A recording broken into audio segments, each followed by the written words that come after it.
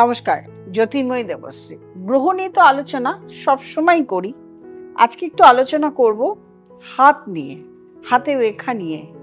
অনেকেই আসেন আমার কাছে যাদের ডেট অফ বার্থ থাকে, date of birth, time of birth, place of birth সবই থাকে।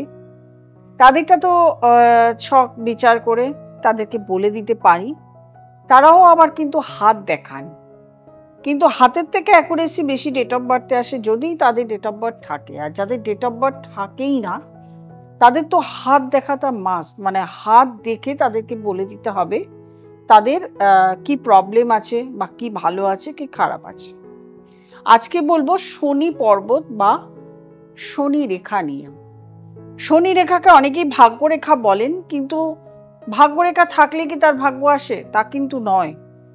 কতগুলো ভাইটাল জিনিস শনি পর্বত থেকে আমাদের ক্যালকুলেশন করে বলতে হয়। সেই জন্যই এইগুলো শুনে আপনি নিজের হাত নিজেই কিন্তু দেখে নিতে পারবেন, বুঝে নিতে পারবেন। তারপরেই যদি না বুঝতে পারেন তখনই কোনো জ্যোতিষের সঙ্গে যোগাযোগ করবেন। এই যে শনি পর্বত বলা হয়, কোন জায়গাটাকে বলা হয়? এটা হচ্ছে আমাদের শনি আঙুল। এই শনি আঙুলের নিচের এই যে পর্বতটি, এই পর্বতটিকে বলা হয় শনি পর্বত। এই আজকে আমাদের আলোচনা এই শনি, এইটুকু স্থান, এই শনি পর্বতটিকে নিয়ে। এই শনি পর্বত অনেকেরই হাত দেখে দেখবেন উঁচু উঁচু থাকে, অনেকের আবার নিচু থাকে, অনেকের মাঝারি ধরনের থাকে, অনেকের বিভিন্ন কালার থাকে, কারো তামাটে থাকে, কারো গোলাপি থাকে, কারো একদম সাদা থাকে। এই যে হাত, এই শনি পর্বতের যাদের দেখবেন হাত মাঝারি ধরনের উঁচু, শনি পর্বতটা মাঝারি ধরনের উঁচু, তারা বুঝবেন খুব সকালে ঘুম থেকে উঠতে একদম পছন্দ করে না, বা ঘুম থেকে উঠতে তাদের আলস্য। কিন্তু তারা যদি একবার ঘুম থেকে উঠে যায় তাহলে কিন্তু সারাদিন তারা প্রত্যেকটা কাজ ঠিকঠাক মতন করে ফেলবে, একদম টাইমলি সব কাজ করে ফেলবে। কিন্তু এদের দেখা যায় সারা জীবন গাঁটে ব্যথা থাকে, হাড়ে ব্যথা থাকে, বাতের ব্যথা থাকে, ব্যথাতে এরা সারা জীবন ভোগে। যাদের একেবারে নিচু, এই শনি পর্বতের জায়গাটা একেবারে নিচু থাকে, এরা সারা জীবন লোনে জর্জরিত থাকে। এদের কোনো সময় এরা আর্থিকভাবে সচ্ছল থাকে না, আর্থিক অসচ্ছলতা এদের মধ্যে থাকে। এটা তো গেল পর্বত উঁচু নিচু। এই শনি পর্বতে আমরা অনেক ধরনের সাইন দেখতে পাই। কারো ক্ষেত্রে ত্রিভুজ থাকে, কারো ক্ষেত্রে মৎস্য চিহ্ন থাকে, কারো ক্ষেত্রে লম্বা রেখা থাকে। যে সকল পর্বতে ত্রিভুজ সাইন থাকে তারা সাধারণত তান্ত্রিক হয়ে যান, পরবর্তীকালে আধ্যাত্মিকতার মধ্যে চলে যান। তান্ত্রিক দু রকমের আছে, একটা হচ্ছে সাত্ত্বিক আর একটা হচ্ছে কালো জাদু। যাদের ব্রাউনিশ থাকে, মানে হাতের কালারটা ব্রাউনিশ থাকে, তারা সাধারণত কালা জাদুতে চলে যায়। আর যাদের পিঙ্কিশ থাকে তারা তান্ত্রিক, মানে সাত্ত্বিক ধরনের তান্ত্রিকতার মধ্যে চলে যান। যাদের হাতে চৌকো চিহ্ন থাকে, যদি একটা চৌকো থাকে তাহলে আপনি পূর্বপুরুষ থেকে প্রাপ্তি হবে জায়গা বা জমি বা ফ্ল্যাট বা বাড়ি। আর যাদের অনেকগুলো চৌকো চিহ্ন থাকে তাদের অনেকের ক্ষেত্রে দেখা গেছে পূর্বপুরুষ থেকে অনেক সম্পত্তি পেয়েছেন, অথবা নিজেই অনেক সম্পত্তির অধিকারী হয়েছেন নিজের কর্মের দ্বারা, নিজের পরিশ্রমের দ্বারা। আরেকটি রেখা থাকে, এই রবি রেখা থেকে শনি রেখা অবধি সোজা একটা লাইন। এই লাইন যাদের থাকে, এরকম ভাবে একটা সোজা লাইন আসে, কখনো সেটা একটু বেঁকে আসে, তাদের ক্ষেত্রে প্রচুর জীবনে বড় বড় ব্যক্তির সঙ্গে যোগাযোগ হয়।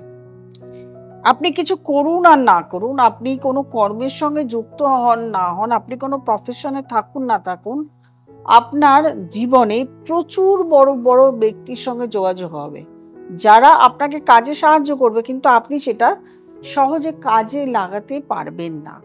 কিন্তু যোগাযোগ হবে আপনার থেকে, আপনার লেভেল থেকে। আপনি যদি প্রচুর শিক্ষিত হন তার লেভেলের থেকে বেশি, বা আপনি অল্প শিক্ষিত, আপনার অল্প অর্থ, কিন্তু আপনার মেলামেশার লেভেল, আপনার বন্ধুর লেভেল, আপনার আত্মীয়তার লেভেল প্রচুর বড় বড় জায়গায় থাকবে।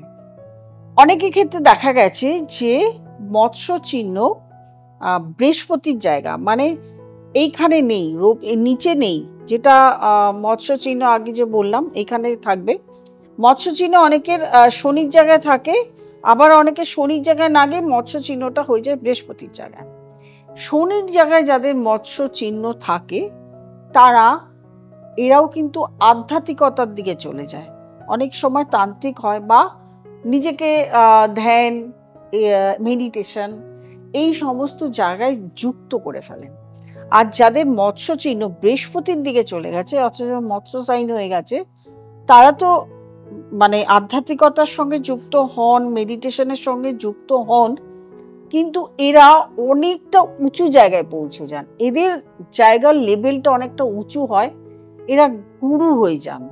দেখা যান যে পুরো একটা রাজ করেন, একটা গ্রুপকে নিয়ে, বা দেশের গুরু, বা অনেককে দীক্ষা দিয়েছেন, এরকম গুরু পদে তারা উপনীত হন।